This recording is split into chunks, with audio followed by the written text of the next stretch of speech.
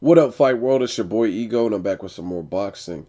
So I've been reading and seeing a lot of pictures, reading a lot of just articles and posts and different things about Miguel Cotto, who's now working at the Wildcard Gym. He's working with Freddie Roach as his new trainer, and he says he's going to finish his contract, his boxing career, with Top Rank. Still think that's a bad decision. I think him and Zab Judah, fighters like that, are better off keeping their options open. Um, Using, I think Cotto has his own promotional company, and if he still has it at least, and I think they're better off just kind of being that free agent in limbo, not tying their like ties with Top Rank or HBO, and trying to maneuver and negotiate, I guess you could say. Um, I want to talk about this because a lot of people are asking me my thoughts. I've spoken on this before, and after seeing the Mayweather Canelo fight, um, I will reaffirm what I said. It hasn't changed. They're talking about a fight with Miguel Cotto and Canelo. I'm all for the fight based on Canelo seems to be on the rise up. Again, you could say, oh, he has one loss, but who did he lose to? I mean, he lost to the best fighter on the planet, the guy that is robbing the bank, constantly winning fighter of the year, ranked on a lot of people's lists as pound for pound number one. He's been dominant in the sport of boxing for 17 years. He has a very evasive, elusive style. He has the brain, the intelligence, and just overall boxing ability and defense. So, to me, when you lose to Mayweather, it's just one, the biggest payday of your life, and it's not that bad of a loss. Like, it's not like he lost to a bum or someone who he was supposed to beat. Um, when I see other fighters who get like knocked out, like Amir Khan versus Danny Garcia, if you look at it stylistically, Amir Khan had more experience. He had the longer arms and the bigger frame. He had been at that championship level of fights with big name fights more often. So you could say he had the experience factor, and he definitely has the speed over Danny Garcia. So stylistically, he was not supposed to lose to Danny Garcia, and he got knocked out. So it's a different loss when you lose to Mayweather. He was Canelo. No matter what you guys were saying, he was still the underdog. It was a closer. The odds were a lot closer than other Mayweather fights, but he was still the underdog. That didn't change. It's not like he was expected to win. Aside from some of the people on like YouTube, and there were some analysts and YouTube channels that are respectable who like Doug Fisher. I don't know. His predictions are all fucked up. But anyway, he was saying Canelo beats Mayweather, and there's a couple other people, a couple other fighters. But anyway, it didn't happen. Miguel Cotto versus Canelo. I think the stage is set. Both fighters have lost to Mayweather. Canelo has his first L. I think he's going to be hungry and look to prove something. Also, when you're a Canelo, a fighter who puts asses in the seats and generates money for the sport and a good livelihood for yourself, after fighting Mayweather, which is obviously the biggest fight, they're saying this one's at like 2.2 million, I think it was, in terms of pay-per-view buys. That's the estimate. You're not anxious to go back to like backpedal or backtrack or have smaller fights. Do I want to see Canelo first fight Edislandi Lara? Yes, I do, because I think it could be very competitive, and I would want to see how it plays out.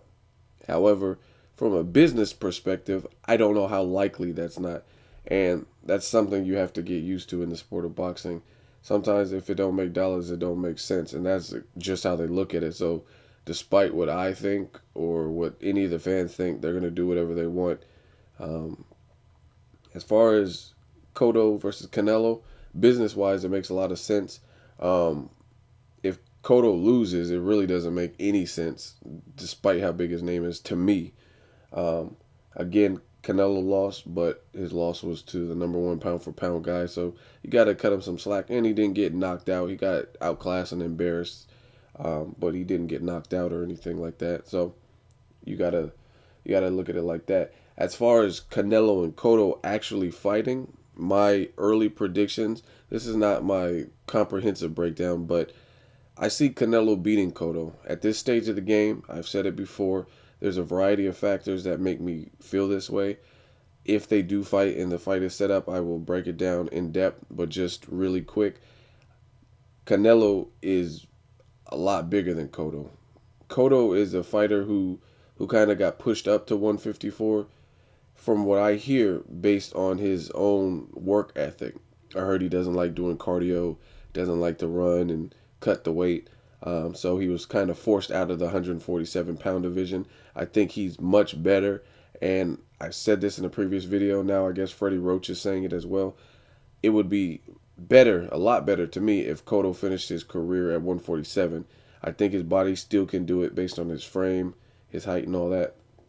If he really disciplined himself, obviously him being older in his 30s, it'll probably be harder than it was in his 20s, but that's what fighters do. I mean, they're used to being in the trenches and gutting it out and cutting weight and sacrificing different things and sacrificing sleep and all that. So I think he could do it if he really was disciplined.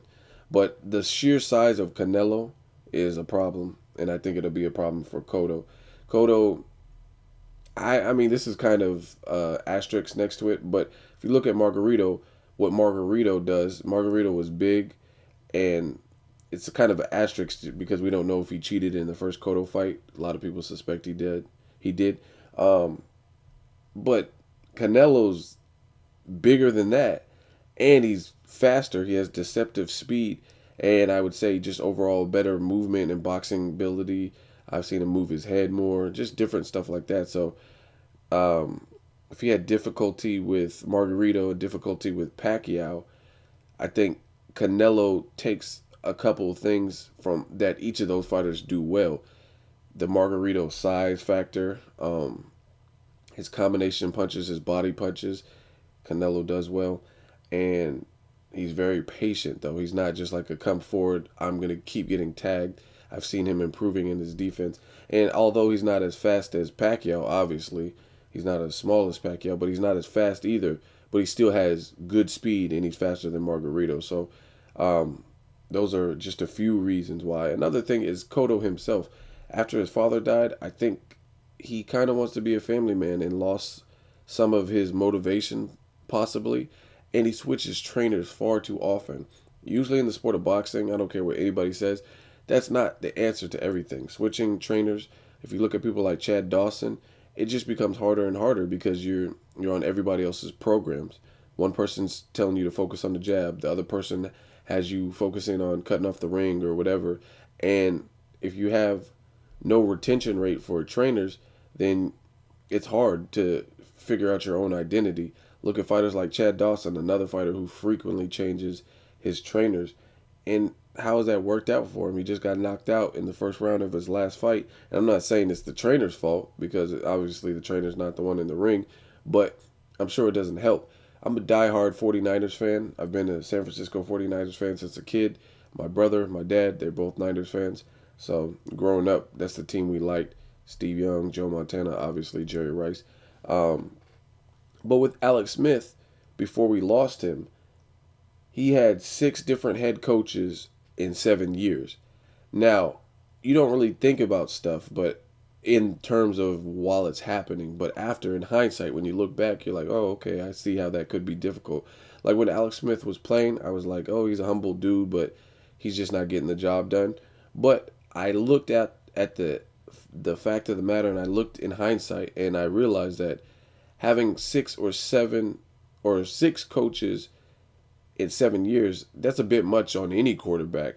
Now, I don't think he has the gift like Peyton Manning or something, but at the same time, I think that would be difficulty.